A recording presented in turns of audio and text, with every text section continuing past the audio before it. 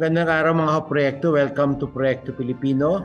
At ngayong araw pinagpapatuloy natin ang ating usapan tungkol sa ano ba ang kontribusyon ng sining sa civics education. So today we'd like to welcome I guess a Mm, multidisciplinary alagad ng sining. He was our executive producer in Why Speak way back with Ryan and Bianca, Bianca Gonzalez Intal and Diana Gonzilio. And then he has been mm, the longest time with production, and then he went into he went into music, he went into film, he went into theater, and he's also a talent manager, and siya ano nga, alagad siya talaga ng sining, and then also he is a advocate, no? So we'd like to welcome Mr. Noel Ferrer to our discussion of ano ba ang role ng sining sa civics education. Noel, thank you very much and welcome to Proyekto Pilipino. Magandang araw, Father.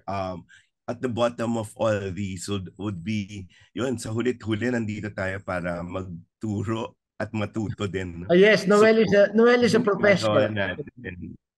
Oo. Yeah, yeah. Go ahead, Noel. Maybe you can So, share that yun yung because kahalagahan ng sining, Father. yeah.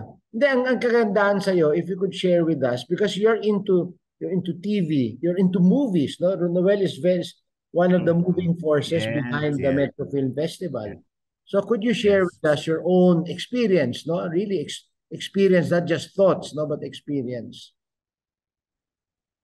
I I graduated from the Ateneo, Father. So, but in a philosophy course. No? So, as a philo major in Ateneo. But after graduation, I had to anchor it into something more concrete, I guess. No? So, kasi may filosofiya yan as a foundation, pero kailangan paglabas mo sa lipunan, nakaangkla yan yung filosofiya mo into something more tangible. So, I went into communications, and communications would make us go to different fields. No, it can be media, it can be music, film, arts, and all our engagements at this point, Father, point to yung pagpapalabas ng pagkakatao, no? Yung parang kaya earlier on, yung tingin natin sa sining, ginagamit yan para higit na pagpapakatao at higit na pagsisilbi.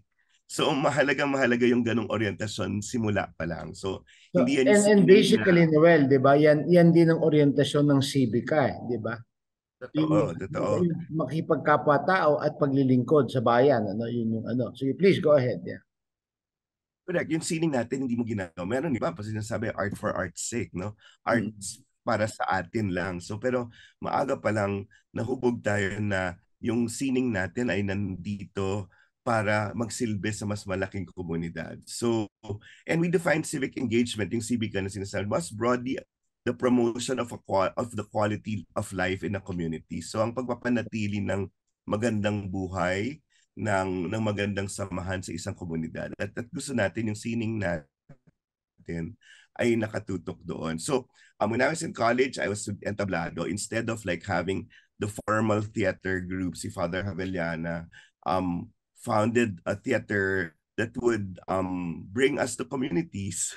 So, yung pag-oorganisa ng komunidad sa pamamagitan ng teatro dahil mas kasama sila sa paglikha at pag-participative, Father, mas meron silang stake dun sa mga pagbabago at yung kabuhayan nila. So mas nakikita nila yung issue nilang kinasangkutan dun sa komunidad, pero kasama pa rin sila sa paggawa ng solusyon. Pero masaya sila kasi gumagawa sila ng sining. So siguro yun, merong isang study, Father, more than sports. Hindi sa pinamalit natin yung sports, no? Kasi sa sports, walang paraan para magproseso ng mga bagay-bagay, di ba? Correct. So, ang maganda lang sa sports, talagang win or lose, tanggap mo at you can move on. Yun doon ako nabibilip sa mga atleta. And I guess, that's a very good point that you raised, Noel, no? Mm. Ako naman, yung experience ko, when I was studying, 30 years ago, I Yeah. visited many Jesuit high schools, no? Mm-mm. And I noticed, my observation was the best schools had two very strong programs, arts and sports, no? Yes. And this helped develop the character of the students. And yun din yung mga schools na ang gaganda ng acceptance rate sa pinakamagagaling na kolehiyo, no? So, kasi that's your basis in the US and even here, no? But at the same time, I like the point that you made, no? That arts gives a very deeper reflection, no? In terms of number one, personality, number two, your contribution to society. Sports gives you a very strong element of reflection on oneself, no? And character, no? And Parang, character, pero yes, yun, very pero strong discipline, focus, playing by the rules. Siguro yeah, yung contribution ng sports sa Civica, no? Playing by the rules, no? Pagka. that's true, that's true. Ang Pero maganda, yung mas Father, magpapalalim na service, I think, kailangan magaling ang coach mo. It's not totoo yun. it's not Totoo. built into the philosophy ba? It's not built into the philosophy. The coach Correct, has correct. to do it. Yeah, please go ahead. That's a So, good point. ang maganda sa ginagawa mo, Father, whether it's sports or arts, you're able to process things. Yun yung Yes. mahalaga. Kasi kasi kung walang pinoproseso, sabi nga, no, dapat action, reflection, action, reflection. Nakakalimutan ng mga tao kasi pag sports, you're on to the next game. Yeah. So, but with the arts, you're forever questioning things. So, maganda yun. Parang pag napaproseso yung mga bagay-bagay. So magandang mix talaga yung sports and the arts. But arts would teach you, number one, empathy, Father. Di ba? Parang empathy and compassion. At kitang-kita mo yan kasi most of the, parang hindi lang siya reflection of your state of feeling when you create a mural or a song. Pero mas nakikiisa ka dun sa nararamdaman ng mga tao based on nararamdaman mo, no? The next is always an engagement with the other person. So, ang art kasi, Father, hindi mo sila sarili. Kasi, siguro yung paraan ng pagsusulat mo, nagsusulat ka ngayon ng libro, but eventually, there'll be a point when you have a public na ipipresent mo na yung art mo sa kanila. It's open for interpretation. Kaya nga yung art mo, hindi talaga makasarili yan kasi eventually, you will have to share it with an audience. Yeah. So, at kasama dyan yung rejection, kasama dyan yung mga papuri. So, dapat grounded ka para kung ano man yung maibigay mo, matatanggap mo yung kung ano mang kritisismo o komento ng mga tao. So, yung engagement on the other and learning more, yung walang hanggang pagtatanong kung bakit. Isa rin sa tinuro mo sa amin yan. Palagi mo tinatanong kung bakit hanggang na-form na mismo yung yung character mo. Character. At tapos yung identification. Yung pananaw ng buhay, no? Pananaw ng buhay. Totoo. This next yung identification with the marginalized. Yan din yung natutunan natin na tipong art is richer. Art is richer pag nararamdaman mo yung kasalatan. Kasi mas creative ka kung kulang kunyari yung pangkulay mo. Kung ang Crayola natin, Father, 12 lang. Yung iba nakikita natin 24. Di ba? Parang yung start. Or yung resources mo are so scarce. You find ways in being more creative. So yun yung challenge sa create art. Tapos hindi tayo Noel, maybe I'm just very curious though because you've engaged in TV, no? TV, media, TV, theater, movies, no? Movies. Yeah, even music now because yes, I was the music. club, and then but I'm heading the National Awards. You're and you've worked with national artists, no? Yes. Can you share your experience because you really work up close in these fields, no? Number one, what did they contribute to civics education and the formation of the audience, so to speak, no? As Filipinos, no? Could you share that with us? Because you have a very rich experience, and a lot of your projects, Noel, are really oriented towards nation building. Papunta doon talaga, Father. Like kunyari, Filipino, no? Father, nung panahon ng COVID, matingkad yung participation ng mga artists. It's a national problem, it's a medical problem, medical concern, pero hindi na tinag at hindi na tumigil yung mga kasama natin sa mga artists sa pagtulong sa mga taong may kakaibang pinagdadaanan ng mga panahong yon. Kita natin may concert, no, online concerts na nag-raise ng funds na pinangunahan ng National Artist natin na si Ryan Cayabyab. At lahat ng mga grupo nandun yung pag-share nila ng talent nila, Father, na nagko-concert sa kwarto nila, sa sala nila, tapos online, tapos yung mga tao nagdo-donate na lang. So those triggers would not only uplift the spirits of the frontliners, but even the people na hindi nila alam yung ma-explain yung ano yung pinagdadaanan nila during COVID kasi nakakulong tayo sa mga bahay lang natin. So art had a way of reaching out to the people and talking to the people and making them feel better. So artists like Lea Salonga, Martin Rivera would do daily concerts. Yun. And doon sa mga teatro naman, ni-stream nila ni-stream nila yung yung Huling El Bimbo. And they were raise funds also for people who were facing yun nga, COVID challenges during that time.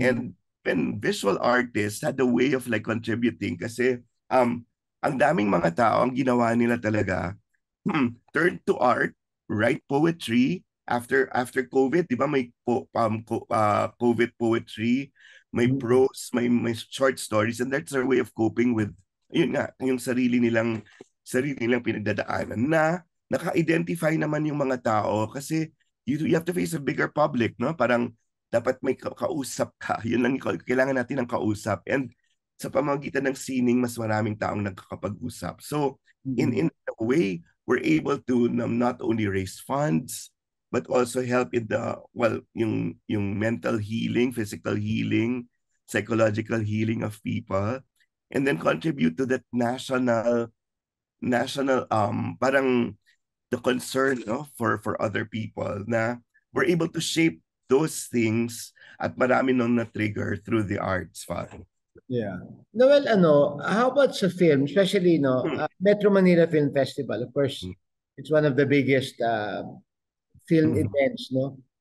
In your years, no, of working with it, uh, how have you seen, no, that the quality of our films that would help raise the consciousness of people, no? Dito sa larangan ng Civica, no? Kasi, di ba, meron to mga ilang talagang nag-stand out na mga movies na tungkol sa for example lang sa movie hindi siya kasama ng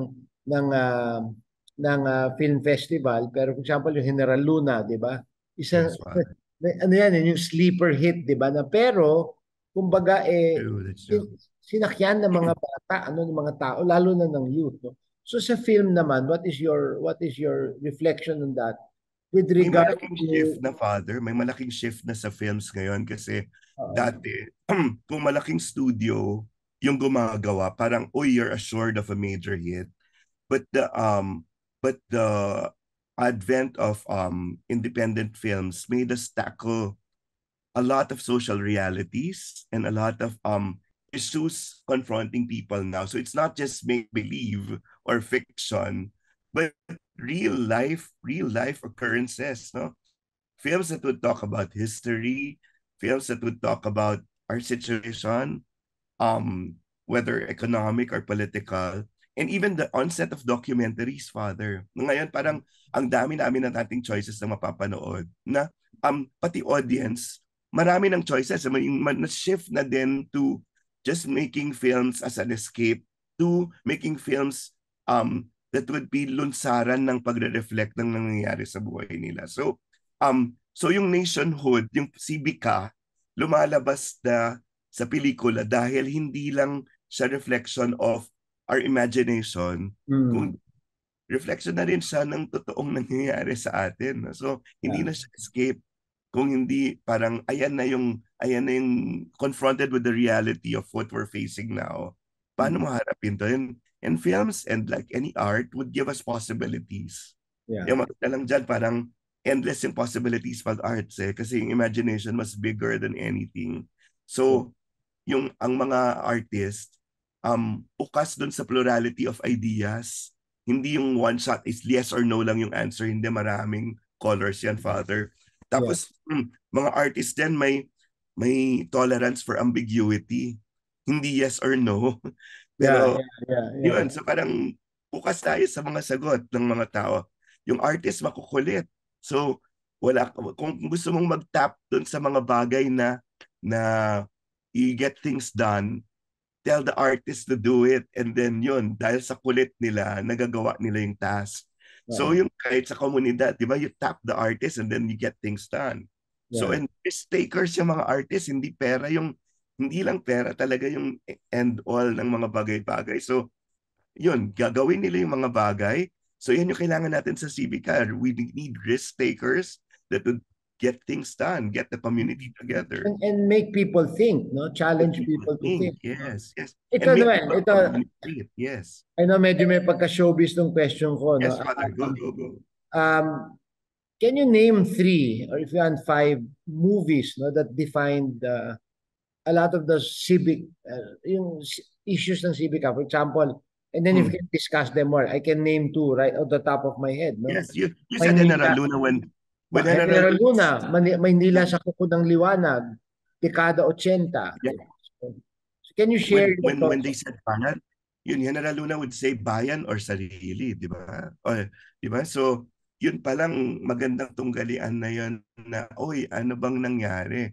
Parang, yun, parang, anong uunahin mo? Well, para sa sarili ba or para sa bayan? At malinaw na malinaw yung choices, Father. Yeah. Next, I guess for me, it's Batch 81. Batch Batch 81 was about correct, the fraternities. Yeah. Maybe you can give a brief background. Yeah. Okay, give that background on Batch 80, yeah. Kung nirurule yung pamilya mo or yung komunidad mo, it's the way you want to rule the country. So, anong mangyayari pag iisa lang yung nade-decide? Di ba? Kasi pag sa Batch 81, you resort to violence kasi you follow certain rules and people just break away from those rules. So, that for me was defining. Ano pa ba yung Dekada 80. Dekada 80 was about yun nga. Yes, the great Walhati Bautista, we lost her during COVID also. Yung ang nangyari sa dekada, yung iba't ibang forces, no, na kasi parang bata-bata paano ka ginawa din yan na yung pamumuhay ng mga tao apektado ng nangyayari sa nangyayari sa bansa. So there's a bigger environment maliban sa pamilya. It might be a domestic problem, pero they're shaped by a society. So parang kitang-kita na hindi hiwalay, Father, yung tao doon sa society. Kasi may maraming pelikula, Father, yun nga, hiwalay. Parang nakalimutan na yung lipunan pag dahil may love team. Rom-com. Nakalimutan na may COVID, nakalimutan na merong, yun, parang it's an escape kasi from reality at hindi natin masisisi yan kasi dahil sa hirap ng buhay, kailangan mo ng escape. Pero may marami ring pelikula na nagpapakita sa iyo na ito yung buhay. So, parang ano yung pwede mong gawin? It don't make us passive eh. Kasi pag nakita mo yung tunay na buhay, hindi ka matitigil, hindi parang opium or drug yan na okay, payapa na ako. Hindi eh, parang mas challenge ka kung mag-isip kung paano yung contribution mo para mabago yung lipunan na yun. Pero alam mo, Noel, di ba, it's question, no? This is more a question than a comment, no? No, because there are some, you might say, iconic films, no? Like Maynila sa Kuko ng Liwanag, and then nabanggit mga Batch 81, dekada 80, bata-bata, paano ginawa? Anak, di ba? Anak. Vilma, di ba? Anak. Himala, Father. Himala, yes. Very Filipino because yun nga, parang naniwala tayo man himala maganda naniwala pero tayo talaga gumagawa ng himala na yun. And then Noel, Tanging Yaman, di ba? Tanging Yaman ng India. I'm just very curious because these are classic films now. Yes. They were successful box office wise. Yes. And at the same time, I think these are very good civica material, so to speak, no? That's true. Pero ngayon, parang dumadami na yung ganyang opportunities, no? Kasi yun talagang all of those movies, big yan, di ba? Big productions behind. Siguro pinakamaliit na is General Luna, di ba? Ngayon, yes, I'm proud now to say that JESCOM has produced Gomburza for the Philippine Fest. So kung ano man yung kabayanihan nung panahon yon, yung Gomburza, and they were wrongly, di ba, yung mga pari, they were wrongly accused, di ba, dun sa ginawa nila para sa bayan, will now be shown in a big screen. So you know how JESCOM is so small, so sinuportahan niya ng a lot of civic-minded people that will be an alternative viewing for the Metro Manila Film Fest. And Yeah. then there's this film called Firefly by GMA Films now. It's about a kid. It's magic realism, but with laptop na bibigay sa kanya. Noel, nag-lag Yes, ulit. Father. Nag-lag yung start with it's about the Okay. magic realism, do nag-lag. Magic realism. Thank you. Okay. Okay, go. Okay. Okay.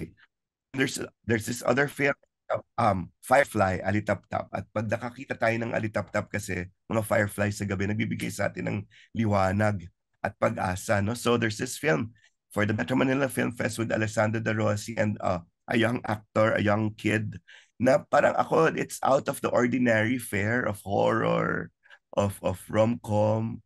Yun, so ako, it gives us hope na there are films that would show hopeful realities and or realities that would challenge us to work not only for ourselves but for the nation, yung parang as a civic. So doon ako medyo parang may mga maliliit na producers or mga indie productions. Matatawag natin mga indie productions din to, no? Kasi na hindi lang pang sarili rin, Father. Well, Yeah. a lot of productions, kunyari, yun, sa pag nag-Cinemalaya ka or Q-Cinema ngayon, okay. So Tanging Yaman, Father, is a good example of a film that doesn't only talk about a family drama, pero sabi mo nga it's a precursor to, okay, faith and prayer. So ang maganda niyan, even our friends in the church are able to use arts, songs, film now even, and shows, TV shows, art, para to get more people revive or deepen their faith. So yun nga, even yun nga, films, TV shows now, songs now can fulfill that mission, no? Parang mapalalim pa yung pananampalataya para mas higit pang maapektuhan ng mabigyan ng pag-asa sa buhay at lumalim pa yung pangunawa sa Diyos. So yun, that's also part of civic life, no? So yun. Then Noel, ano naman, Anyway, there are two other areas no of arts na, for example, visual arts, no, one, and then music. Let's yes, talk about Father. music first, no. Um, Mm-hmm. so in your experience, kasi there's three things I wanted to look at, ano, music, visual arts, and then the third one is ano, of course, mahal manood ng sine, di ba? Mahal manood ng teatro, mahal manood Yeah, ng konsyerto. But how do you yeah. really allow arts to be available, no, to the majority, no, which let's face it, no, with the difficulty paying for these art forms. Of course, I think social media, maybe that could be our last point to discuss, no. Social media has democratized That's a lot of our art forms, yes. but at the same time, of course, Yeah. alam natin na ibang set of problems naman ang kinagate ng social media. As someone who's really involved in all of these art forms, could you just share your thoughts of that? No? Yung impact nito in the pagbabago ng dynamics, Yes, kasi with Father. regard to arts as civics education. Correct. Music, Father, ang maganda niyan ngayon, sabi mo nga na democratize, no, yung music. May access tayo to music. And people are creating more music now. Dati kasi may recording studio or merong mga boss that would make you, no, curate, no, the music that should out there. But because it's Okay. readily available now and anyone can create, tao, may maraming mga choices, no? So gusto mo ng senti song ito, kung gusto mo ng makabayan ng mga kanta ito, kung gusto mo ng ng kantang mas R&B, jazz, etc., meron kang choices. So we're given a latitude of choices in terms of music. And ngayon, nakikita natin even the provinces, yun dating makalimutan kasi yung hindi nalalagay sa Spotify yung mga regional music, provincial music, yun yung gusto natin na tipo yung katutubo. At Mm. marami niyan, mga researchers ngayon, document na rin, Father. So, I'm Yeah, yeah. involved now in the National Music Awards. Our task was to go to the community, balik sa komunidad kasi art empowers them there at marami dun sa mga mga art sa probinsya, yun yung nagpapanatili ng maganda nating tradisyon at maganda nating values bilang mga Pilipino. So, yun, parang sana ma-highlight palalo yan. So, but music as a way of like not only soothing, but expressing what we feel and uniting people, nakita natin yung power na yan. So, maraming mga proyekto ngayon na hindi lang pang sarili, nakikita natin, di ba? Kung may We Are the World Abroad, marami tayong mga examples ng mga musikerong nagsasama-sama, yung kahit Oktoberfest, kahit Pasko, kahit pa yung mga Dilubyo, artists really used to unite people for cause. So nakita natin yan. Tapos sa visual arts naman, Father, marami akong nakikita ngayon na yung expression ng sarili kasi wala sa kabata, mas yung sarili, ito yung aking paniniwala. Yun, parang yun yung way nila para maipalabas yung hindi nila masabi doon sa kaibigan. So yun it becomes a personal art. Pero meron din tayong tuloy-tuloy na mga social realist artists, no? Na nagpapakita ng ay kakaiba to, ito yung nangyayari sa bansa. So their art is parang in the service of the community. So kita mo yung like the kunyari, last week, no, last weekend, ang guest namin sa Proyekto Pilipino was A.G. Sanyo, no? The muralist. So yun, eksakto sa sinasabi mo, how he evolved into really sabi nga niya, he's an art advocate and is into ecology, conservation, no? So sorry, go ahead. Yes. Yung for a cause, di ba? Yung tipong yun nga, yung mga plastics, how do they portray that? Or yung saving yung fauna, flora natin, yung yamang dagat natin, paano nila ginagawa yan? It's through visual arts, Father, now, no? Parang at effective yan kasi how an image can capture our own reality and our person, no? So alam ko ikaw nagko-kolekta ka rin ng art kasi minari that's our way of soothing ourselves from a long day. Pero also it's one way also of enlivening, I guess, or pag nagbubukas sa atin or binubuhay sa atin yung kunyari marubdob na damdamin na hindi natin ma-express, at tipong yun, di ba yung pag-class or lumalabas sa art, sabi ng tigil na, tama na. Lumalabas sa art, di ba? Parang, at kung meron kang pinagdadaanan, mas matingkad yung sa art, yung pinapalabas mo na presentation. So, imagination is greater. So, ganda, it can also gather people to support yun nga, that kind of thing. Kaya yung nararamdaman mong pag-asa, if art were used to give hope, di ba? Yun, nakakahawa pa rin yung pagbibigay ng pag-asa. At yun yung responsibilidad ng, for me yung ng sining, magbigay ng pag-asa para meron pa tayong magawa para sa komunidad natin. Yeah. Noel, yung isa naman na I know you're very close to many of the national artists in literature, no? Yun naman, can you talk more about that, no? About how literature naman, for me that was the original, di ba, na talagang literature, the written word, no, sa weeks, no? Yeah. Noel, yung isa naman na I know you're very close to many of the national artists in literature, no? Yun naman, can you talk more about that, no? About how literature naman, for me that was the original, di ba, na talagang literature, the written word, no, sa weeks, no? Yes. Ang literature naman, Father, nandyan yan talaga kasi at basihan yan, no? Kasi ngayon, di ba, ang mga kanta... Noel, nag-lag ulit. Game. Okay. Thank you. Ang literature, Father, naging batayan yan ng marami pang collab. Yan ang uso ngayon, Father, yung collab, no? At ang gandang pag-usapan yan. So, ang basis kunyari ng ibang kanta is literature. Ang basis ng ibang pelikula, literature. So, nagsisimula sa written word, pero ang literature na transform nila to a mural or to a painting. So, yung mga kaibigan natin sa literatura, patuloy sa paggawa ng tula, ng kwento, ng essay, at yan yung nag-challenge sa atin, Father, para magbukas ng iba pang aspeto ng sining para mag-level up din, no? Na hindi lang pang sarili. Again, nandun tayo palagi at yan yung tinuro mo sa amin na yung ginagawa natin hindi lang puro pang sarili. So, it's not art for art's sake. It's not literature para to satisfy the self. Kasi kung para sa sarili mo lang, parang self-gratification, mamamatay yun.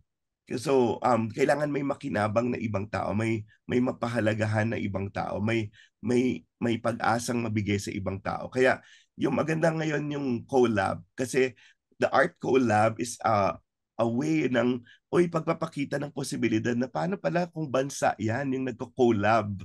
Kung yung mga artists, di ba? Not only amongst themselves in the same fields, kundi artists of different fields na nagsasama-sama, nagko-collab na uso ngayon sa mga kabataan. Kung pwede nating mahawahan yung mas mahigit pang komunidad natin at bansa, mas maganda siguro. Ang maganda ngayon, Father, yung buzzword ngayon ng mga bata and even, companies ngayon, hindi lang nagsasarili, no? Collab. Yun, yung pagsasama, hindi lang ng artist to artist ng parehong field, kundi artist ng ibang fields na nagsasama-sama para may ma-accomplish na mas malakas or mas popular at mas matingkad na kontribusyon para to serve other people. So, if artists can do it, di ba, ano pa kaya kung may mas malaking setup tulad ng komunidad at bansa na lahat tayo nag-collab para sa kabutihan at pag-asa. Yeah. Na walang experience ba kasi you've handled talents also, no? Yung mga artista naman talaga. No? Yes. So ano yung are they aware of their impact no on the people as artists, no? Father, ano yan? Proseso yan. Meron yung iba maaga pa lang, alam nila yung contribution nila sa society. Pero nagsisimula yan sa self-expression. Muna, they're there to satisfy an inner yearning, yung pangangailangan sa sarili at maintindihan yung nangyayari sa sarili. At habang umuusbong, tayo bilang mga formators at yung mga gumagabay sa kanila, pinapakita natin yung pagtatalaban ng sarili at komunidad. So, parang you're an artist who is part of a bigger community. Yan palagi yung pinapakita natin kasi hindi hiwalay yung pagiging artist nila doon sa komunidad na ginagalawan nila. So, after that, habang lumalaki yung sphere of influence, nakikita nila yung responsibilidad. So, hindi lang pala ako dapat gumawa ng mga bagay na ikatutuwa ko, ikakapanalo ko ng award or makikilala ako or kikita ako. Kung di, kailangan kong gumawa para makapag-contribute sa mas malaking pangangailangan ng komunidad. So, parang it's imperative of my artist to have an apostolate, Father. At alam mo yan, na tipong may mga bagay na ginagawa ka para sa komunidad dahil mas lalo kang nabubuo bilang tao at bilang artist dahil meron kang pagbibigay para sa iba. Yun. So, it's very important that your advocacies, your apostolates can also be a channel of your excellence. So, it's always excellence, integrity, and goodwill. At tinuro mo sa amin yan, Father. Kailangan magaling ka sa ginagawa mo at kailangan doon sa ginagawa mo, may integridad ka na kahit walang tumitingin, kahit walang sumusukat, consistent yung prinsipyo mong isinulong. At huli, may komunidad, may goodwill ka. Goodwill na lumabas bilang pagbibigay mo ng pag-asa para sa ibang tao. You empower other people too, hindi lang pang sarili. So those are very important keywords in how I manage people. So dapat bago kita tanggapin, kailangan meron kang for excellence. May quest ka for excellence. May gutom ka for excellence. So second, yun nga, may integridad ka na yung mga prinsipyo mo nandyan. Integridad, no? Yes. At sa hulit-huli, yun, may goodwill ka. Dagdag na lang siguro ngayon, no? And art is able to teach us how to be matapang, Father. Kasi marami mga ngayon, you're in the topic of matapang, yes. Noel. Yes, Father. Yeah. Well, di ba yung topic ng matapang, Noel, di ba? Let's not name any and let's not give any clues. Like, there's this young actor who I admire. And because he belongs to a very established political powerhouse clan, no? Yeah. And yet, the stance that he has been taking, no, on issues, bilib Yeah. ako sa kanya, no? Yun, Father, And siguro yun yung taong may integridad. nanggagaling yan dun sa formation ng tao na tipong mas malay siya sa nangyayari sa paligid. Kasi kung pang sarili mo lang yan, you can go back to your comfortable self. Yung babalik ka na lang dun Yeah, sa, ay, manahimik na lang ako kasi mas makikinabang ako pag mas mamahalin ako ng mas maraming tao kasi correct. hindi ako maingay or hindi ako gumagawa ng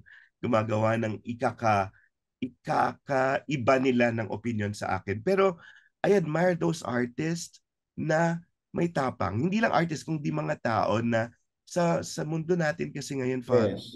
Let's go. marami sa atin, Father, na um, nananatili na lang sa kanilang komportableng mga sarili at nananahimik, no? Pero I admire those people and even artists who make stands when things are important, no? At yun yung mga importanteng bagay na hindi lang pang sarili. Lalo na yung yung merong risk para sa kanilang trabaho or sa kanilang sarili. I admire those people who take risk and make a stand at nagiging matapang kasi that's one way in getting people inspired also kasi sa mga choices mo, sa pagiging matapang mo, sa pag-articulate at pag-express mo ng paninindigan mo, Father, doon mo nakikita, doon nalilinaw kung ano mga pinanghahawakan mo o kung anong tinatayuan mo. So we need more people to have that voice and to have that courage to speak their truth that would benefit other.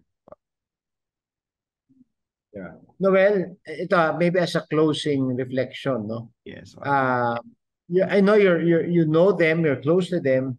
Pwede mo bang bahagi if it's not I'm sure that they don't mind, no, that yung kanilang pananaw sa art form nila as nagko-contribute sa Proyekto Pilipino sa pagtatatag at paggawa ng ating bayan, yung Proyekto Pilipino.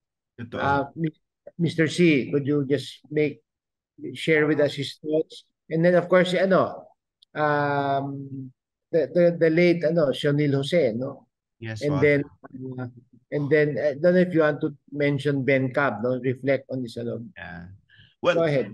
the thing with the national artists, Father, dumating sila sa punto sa buhay nila na um, yung give back, mahalaga na yung payback sa society. Mm. So Mr. C, ang daling kausap, Father, when you need things for a cause.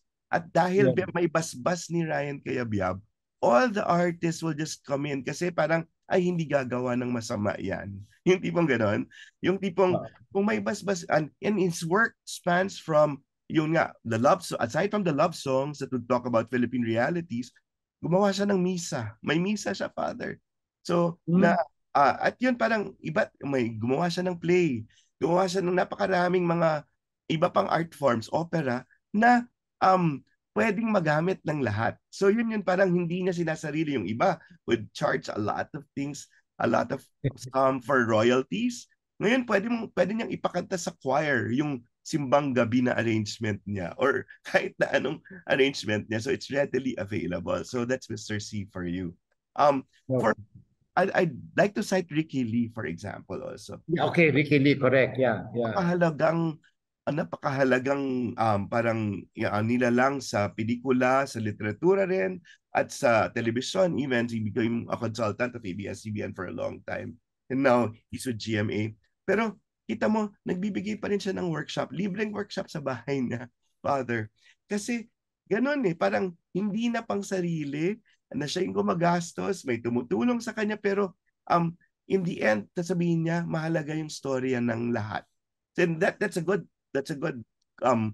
synthesis point also na kailangan natin yung mga storya natin sinusulat, pinapahayag, ginagawang kanta, nilalagay sa isang visual arts para malaman pa rin ng iba. And Ricky Lee has instilled in us that the importance of a story kailangan mong ibahagi sa iba. So he builds a community of writers kasi kung makasarili ka, sasarilinin mo yung technique mo, hindi mo ibabahagi sa iba. Pero sa kanya, these writers can also be his competitors paggawa ng script pero hindi niya tinitignan competitor. Parang mas ayan na yung ano niya, parang contribution niya to the next generation. We hear of yan Ben Cab, who has like also mobilized a lot of young artists and did murals during the last elections. Yung tipong ganon, yung tipong hindi man sila masalita, pero a lot of fundraisers they've been part of for good causes. And then the people in literature, ang dami yan, Father. So parang sama-sama, Bian Lumbera, Rio Alma, F. Shanil Jose, kahit na kung minsan nagko-comment sa tungkol sa ibang mga national artists na si F. Shanil kasi parang sana hindi na lang siya nagbigay ng statement kay Maria Ressa, no, di ba? Na naman magsaysay award. Pero yun nga, meron silang matinding pinaniniwalaan at yun nga, at yun yung ginamit nila yung kahusayan nila para pagsilbihan yung bayan. And let it be an inspiration for all of us. Na tipong ang ating paglikha ay may mas malaking konteksto na bayan. Hindi natin dapat sinasarili at dapat higit pang pagpapalaya ng ating kahirapan. Sorry, so we have to inject it in because yun nga, yung sinasabi nating civic Father, in the end, we define civic engagement as pagpapabuti ng buhay ng mga tao, pagpapalaya sa kahirapan, or yung ginagamit natin yung kahirapan hindi end all, no? Iigpawan natin, lalampasan natin yung kahirapan natin sa pamamagitan ng sining, sa pamamagitan ng pagtatrabaho, pero in the end para mapabuti sa yung buhay nating lahat, yung antas ng buhay nating lahat. So yun. So, last area if social media, no? Because of the digital space or digital world, sabi nga nila, it democratize sining, no? Na-democratize ang sining. But at the same time, of course, there's another set of dangers, no? Okay, so could you talk about, at least to your knowledge, ano ang nagiging galaw sa social media? No? Ngayon, Father, the shorter the form, sinasabi lang digestible, mas popular. So TikTok is very popular now. But then, long form is still there. Parang katulad ng ginagawa mo ngayon, yung Proyekto Pilipino will be out there streamed for social media. It's still there. They can edit it in shorter, digestible. Sa mga podcast din They use this for podcast also, no? Mga 7 minutes, yeah. It's very important to just put it out there and it will find its audience. Parang, di ba? If you're speaking the truth, if you're speaking reality and you're speaking hope, it will find the right audience. Trust na hindi mo man makuha yung maraming followers, at least, yun, parang ginagawa mo yung misa mo, Father, it will find its audience. So, at magsisilbing tulong pa rin yan sa mga taong mangangailangan. Hahanapin yan ng mga taong nangangailangan. Pero it's not an excuse not to go back to the ground. Yun yung danger, no? Na kala ng mga tao dahil nasa social media na or naglagay ka na ng comment sa Facebook, tapos na yung involvement mo. Ibang-iba pa rin yung bumalik tayo sa komunidad and be attuned to anong nangyayari doon sa ground. Kasi at makisalamuha sa tao, yung face-to-face interaction iba pa rin. Kasi doon pa rin nanggagaling yung pagbabago ng isip at yung pag-apekto mo sa kapwa, no? So while social media can help us in terms of reach, also it also gives us parang more satisfaction and really greater impact if you go back to yun nga dun sa komunidad mo sa ground, Father. Yeah, that's for me, that's a beautiful point, that again it goes back to the community, kasi yun yung hinuhubog mo di ba, yung komunidad, and you need to understand, di ba, ito nga sa Ignatian paradigm, this is context, di ba? Context, you need to go back to context while you bring your own context. It's a dialogue of context, no? At nandyan yung paghubog, no? Yung paghubog, no? So, well, maybe final words, no? In terms of how, really kahalagahan ng sining sa Civica, sa Proyekto Pilipino. Maybe if I may add this, no? And then I'll let you end with some comments. I took, I'll give you a story. I shared this before, no? Yes, Father. I took Father Lehif in history, no? Siguro mga 3 or 4 courses kay Father Lehif. Mm. And every time we talk about the culture and arts of a country, his introduction is always the culture and arts of a country is the window to the soul of that civilization. No? It's true. So Yes. I'll give you a story. Back in 2010, they offered me to become executive director of Philippine High School of the Arts, no, sa Makiling.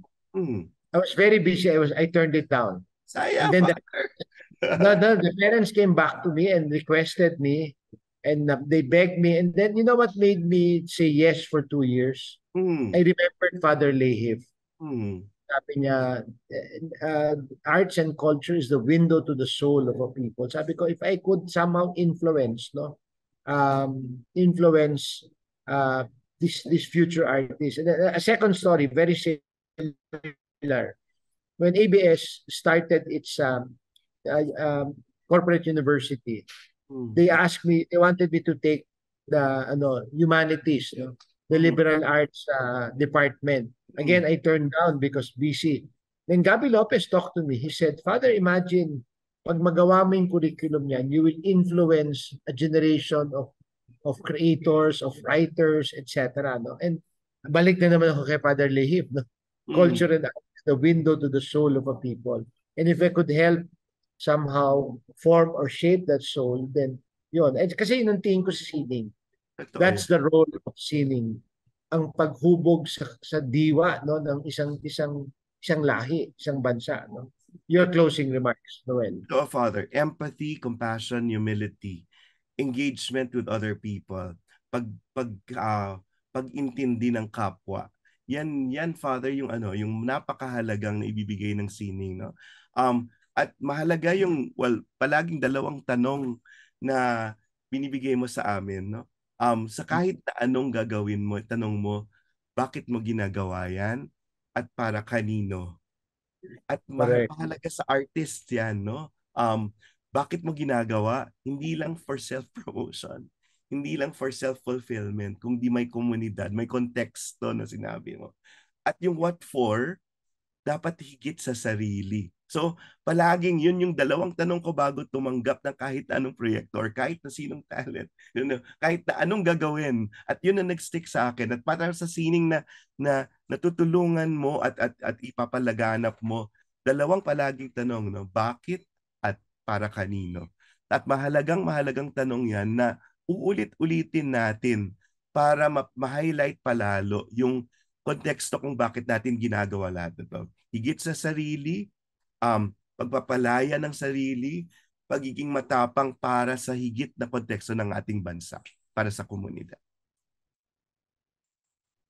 Noel, maraming salamat, and hope people will pick up a lot of this. So, maraming salamat mga kaproyekto. Ito po ang Proyekto Pilipino. Papasalamat kami kay Ginoong Noel Ferrer. Sana marami po kayong napulot na mga aral.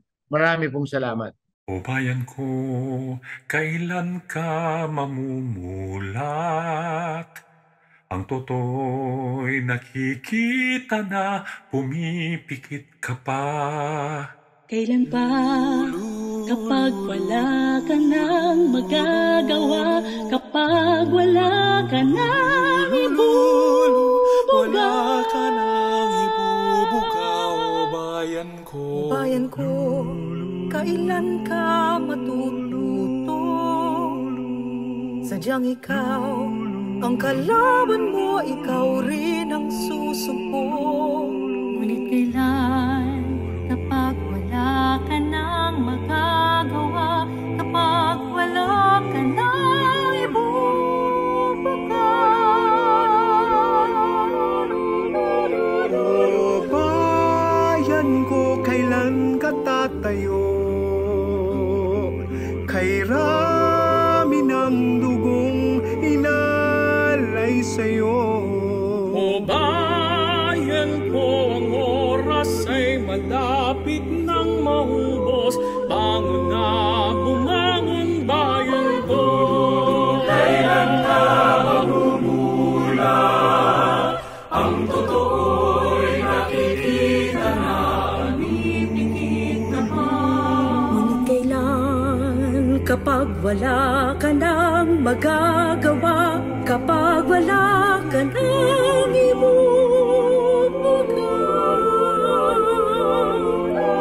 Oh, bayan ko, kailan ka tatayo? Kay rami ng tugong inalay sa'yo. Bayan ko, ang oras ay malapit nang maubos. Bangon na, bumangon bayan,